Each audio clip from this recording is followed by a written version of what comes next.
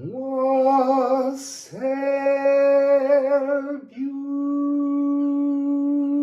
beautiful people. Oh, you see, now I'm seeing Greyfriars monks. Well, I am, but when I sat down, it's 1st September, there's something fresh, there's something new. Obviously, there's a new moon in Virgo in 2 more days. But I'm hearing monks or religious orders singing. It's not male, it's genderless. This is some kind of it's some kind of cosmic school of design in which the voice is the creation. I am reason.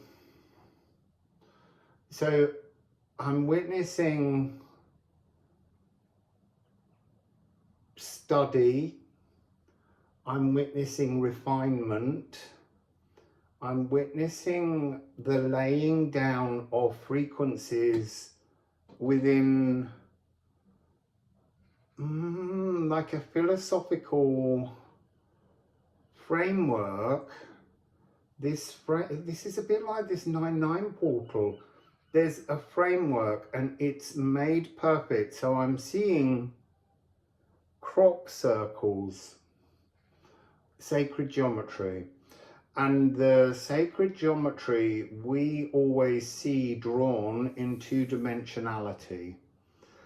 And this is about something that's in a much higher, you could say 36 dimension, for all it matters.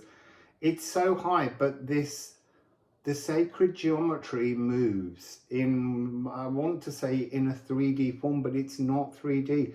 It's so much more, because within the framework of what we would say is 3D, there's a 4th dimension inside the 3D that's in the darkness, that has intention, that has purpose, that has... It's like there's another dimension in which that is the living mind of the thing that's being created, and these people are singing and forming a soundscape shape, and then that soundscape shape is blown through like glass blowing. I'm seeing glass blowing, and how that molten blob is the intention, and then with the breath of life going through, this thing is formed that is your cosmos. We've all been to this design school and built a cosmos, and that cosmos is hidden inside us. That's interesting. And we're trying to bring our cosmos to life. Well, that's lovely. I feel like I want to go with ceramics. I know they weren't hand blown, but they were handmade. So Daniela, thank you for my lovely rune stones from the Liffruma deck. All 78 made in ceramics. You see, this is like a cosmos that Daniela created for me. So we have a little storybook in our hand. This came out yesterday, but it's interesting. I need to hold it that way. So this is interesting, because now I have to admit something to you. This is not a rune. This is it's a theta. I think it's theta. I'll have to check. I haven't thought about it for a long time, so it's like hiding it from you. But it's a perfect example of this, that when we create, when we learn to design, we put in things of our own personality in our cosmos. This was chosen because it has the energy of fish in its original formation, as it moved to become a runic letter, the gateway. And it represents as well a kind of narrative of how the past changes. Within us, we have a life. We have a version of us, but underneath that version of us is our cosmic design school truth. You see, that's interesting. We have written the codes in. It's almost like it's not the norms. You know, this is Urdha. This represents the norm of the past. Who is you? You wrote the story that you're following. You designed this lifetime when you went to school. So do you truly believe that you would write yourself a shit story? No, you wouldn't do it. But what you might do is you might write a story that's so beautifully hidden that you would almost reach a point of despair and tears, so that when some kind of transformation takes place and Urdha connects with Verdandi, the now, there's such an incredible turnaround. But you get caught in Urdha, in the card of Urdha. I think I might have to find it. Let me just put down, they're digging in my hand as well. They're digging energy into my past. Let me find you the beautiful poem of Urdha. You see, I could edit this out right now, but when you do all of that, you lose a connection. It's really interesting as well because Olga, my beautiful Peruvian friend, who is a brilliant expert in art and ceramics and fabrics, when she was first looking at the runes when we were in Portugal, she looked at them and she just went, I don't like that one, that doesn't look right.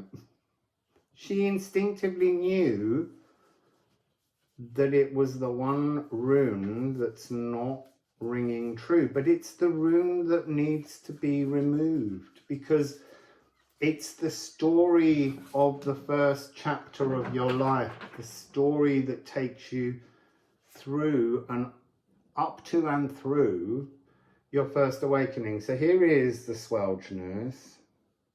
Sweltness is the old Anglo-Saxon word for a whirlpool, because that's what life is until you can get out of that whirlpool, out of this lagoon, this swelling, tempestuous waters.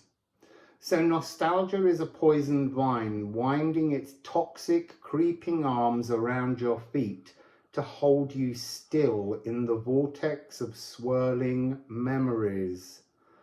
As the past chokes and drags you under into all that was, it creates a growing, tangled debt on the steps you should take to walk your future.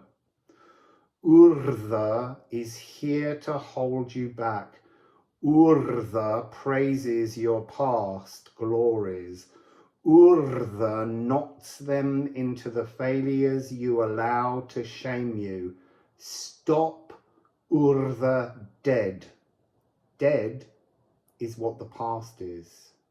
There's a lovely little dead figure from the past lying face down at the bottom here. It's very much a Ten of Swords energy to this, but it's a Ten of Swords energy where you've got to take all the swords out of your back and you can't reach them.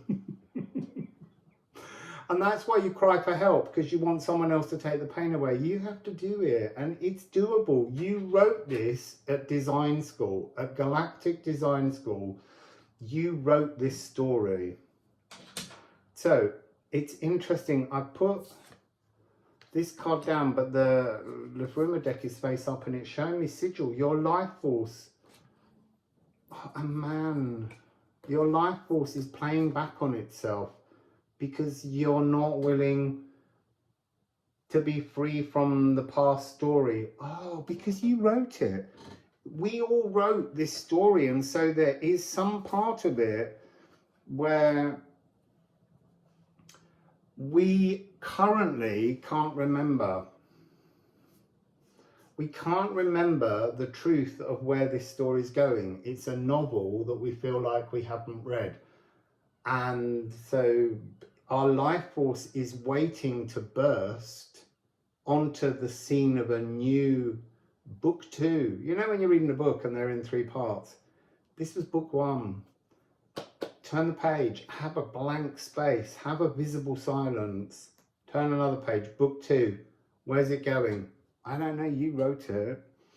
So the next rune that we have in this story, 46, is Was. There's something rising, a sap, an impassioned energy is trying to rise. But that's interesting, rising from the bottom of the ocean, from the bottom of the lagoon, but it can't burst free because you're still allowing the emotions of the past to drown it, to spin it, to snap it. So every time it's kind of like a seaweed jungle down there. It's all over emotional. You got to stop the whirlpool, drain it, get rid of all that energy. And then in the water meadow. So ING is the water meadow. So it's so interesting. Yesterday I was having this frequency of Anglo-Saxon place names. So there are certain words in place names at the end, like ham, which was hame, home, farm, stead, all those kind of things. But there's a lot of Anglo-Saxon names, staining, stoning, ing, they end in ing. And I've just, as we're sitting here, I've just realized that I am walking, ing. Ing is the present ending on a verb that tells you you are in the now. Wow, that is some beautiful epiphany coming through.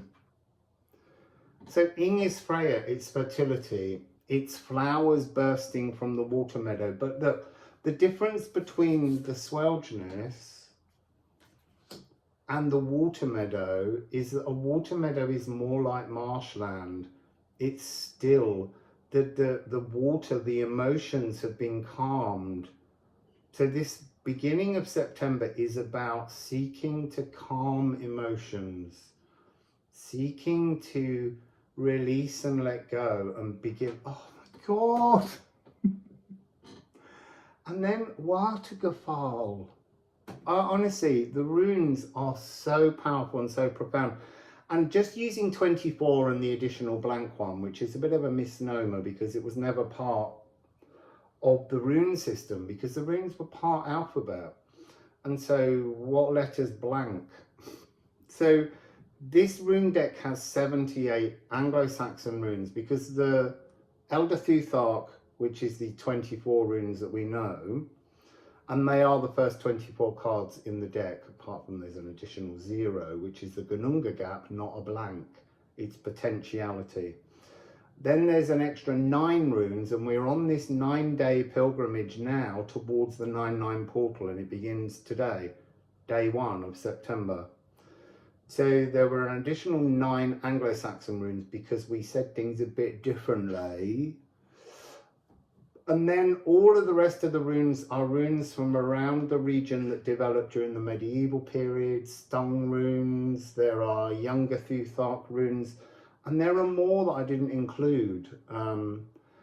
But so this deck is not just the deck, but the ceramics. The symbols of the runes are empowered. So here we've got this Swelgeness, we've got this sap trying to rise in seaweed and being kind of blown around by all the emotions, and then the water meadow calming the emotions, and then this mystical healing of the Watergefal pouring down. It's a cosmic healing on your consciousness. It's almost like you can't, we all have a much more profoundly vast and clever and amazing, deep, wondrous consciousness. But when it's birthed and when it comes through, it's being buffeted around by the swelchness that's ever growing as we get older, and it becomes more and more tangled. Clear it, calm it, move away from it. Oh God, it just gets better. And then we have Witchcraft. So this is the vulva. This is, so it was the female shaman of ancient times, the women who carried the staff. They were the elders. They were the people that sat and connected through the realms. This is about the vulva within us. This is also, this is the energy of the 9-9 gateway, to sit and allow this energy to come through and to cleanse you. Again, it's not about actioning. That's what I'm finding so interesting about this. This is about understanding, a remembrance that you wrote your story before you came here. You went to design school and you made this real. I'm just going to put the sun and man back in the deck. Let's have another little shuffle of the runes. Well, we didn't have a shuffle before. We just looked for swelchness. We looked for the swelchness. There you go. It came out, but we had to find the bigger version of it. We found it in miniature. Now we need to find it in its vastness, which is going back to that original sense of the conjuring, the vulva frequency, conjuring the energy. You already wrote the next chapter of your story. You are your norns. I am my norns. It's one to get your head around, I'm telling you. So let's see. Runic, beautiful language.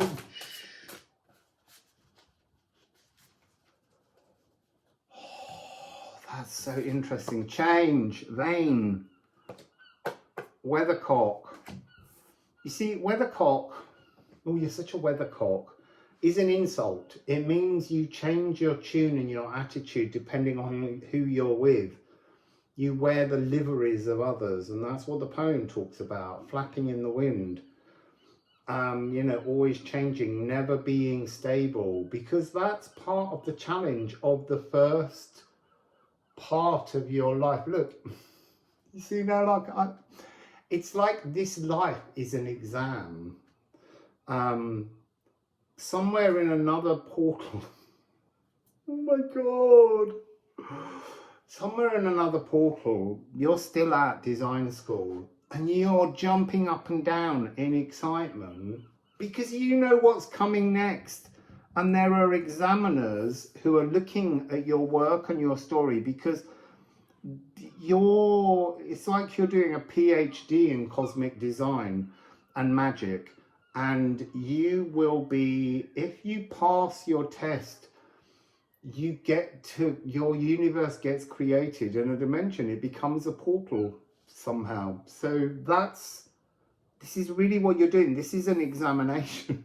Everything is just one long Stenkness and Nithogir, the dragon at the shores of Helheim, Helhemir.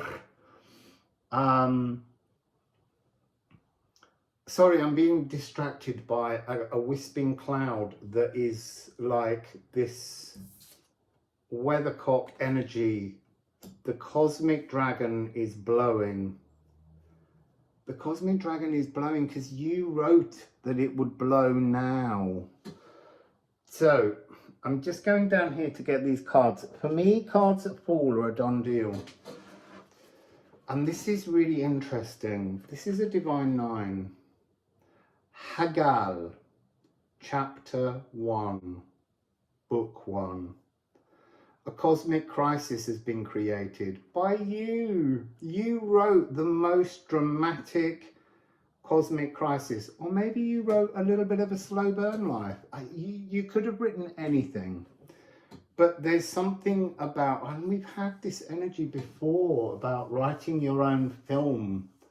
Your life is an exam that you're sitting. And it feels as though there's another dimension where you're presenting this story to your fellow scholars who are witnessing this story. And there are some moments when you are writing something where you feel as though you're about to achieve, and then you took it away from yourself. Because you wanted to see their faces when you went, not yet. So you created a cosmic crisis, which can be changed. It can be, it hurts, yes, but it's about melting away. This is an uncomfortable truth. This notion that you created everything, that's what's coming through here. But you created a cosmic crisis that has some kind of influence on your future. You see, this is schooled. This is the second of the norms, well, the third.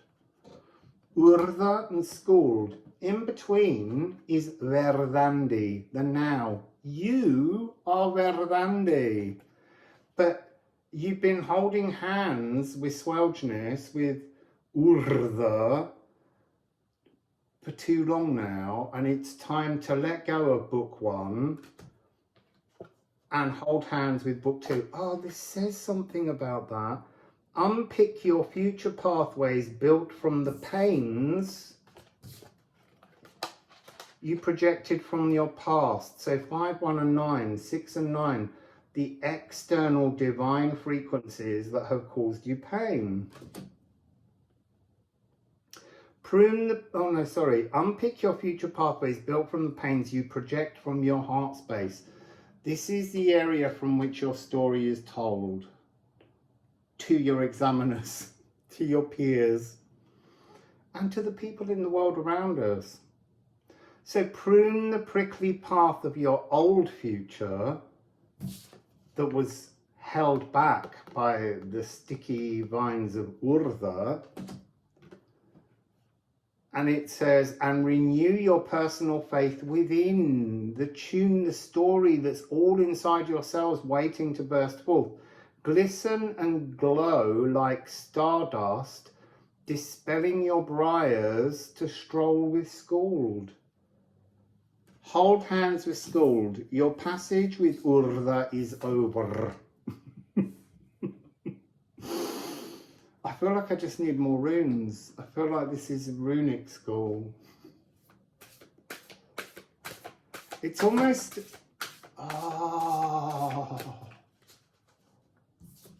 Hamferald Liffruma. Oh my god.